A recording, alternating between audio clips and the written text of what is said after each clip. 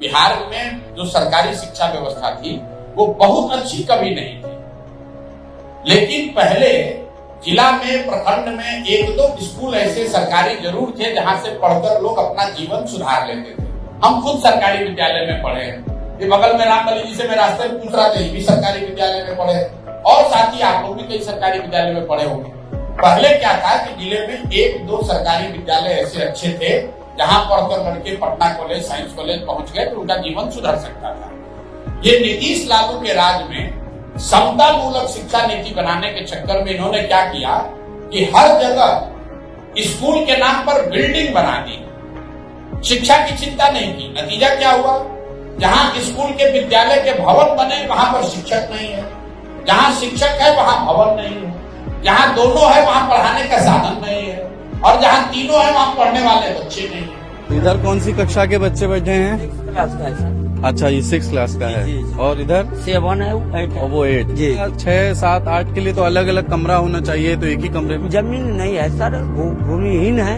इस सरकारी गाइड बांध पर अवस्थित है विद्यालय, इसके कारण जो है यहाँ पर ये जैसे तैसे हम लोग पठन पाठन कर रहे हैं।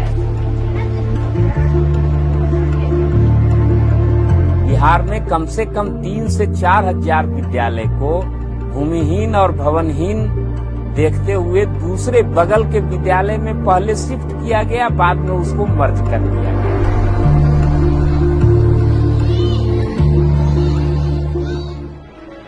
कई बार ऐसा लोगों को लगता है कि शिक्षा व्यवस्था इसलिए खराब है कि वहां स्कूल में खिचड़ी बट रहा है। ऐसी बात नहीं।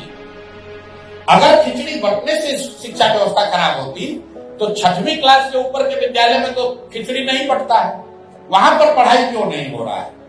कुछ लोग बताते हैं कि नियोजित शिक्षकों ने खराब कर दिया, तो आप बताइए कि पटना कॉलेज, साइंस कॉलेज में तो कोई नियोजित शिक्षक नहीं गया है पढ़ाने, वहां पर पढ़ाई क्यों बंद हो गई? मेरे भाई, पढ़ाई की स्थिति इसलिए खराब हुई है कि समाज और सरकार, मैं सिर्फ सरकार को दोष नहीं दे रहा हूं, समाज और सरकार दोनों के प्राथमिकताओं में शिक्षा है ही नहीं। पूरी जो शिक्षा व्यवस्था है, शिक्षण संस्थाएं हैं, वो लाभ, सरकारी लाभ लेने और बांटने का जरिया है। गांव पे जाइए, लोग कहते हैं भैया मास्टर साहब हमको साइकिल का पैसा नहीं दिए, ये नहीं बताते हैं कि यहाँ गणित का टीचर है ही नहीं। समाज भी यही पूछ रहा है कि हमारा पोशाक का पैसा कब आएगा, हमारा साइकिल का पैसा कब आएगा। पढ़ाई की चिंता नहीं करता है। और सरकार में जो लोग बैठे हैं वो भी यही कह रहे हैं, अरे भाई मास्टर लोग को इतना रुपया दिया जा रहा है, मास्टर पढ़ा तो रहा नहीं है, चलो इससे कम से कम वोटर लिस्ट ही बनवाओ, इससे स्वच्छता अभियान ही चलवा लो।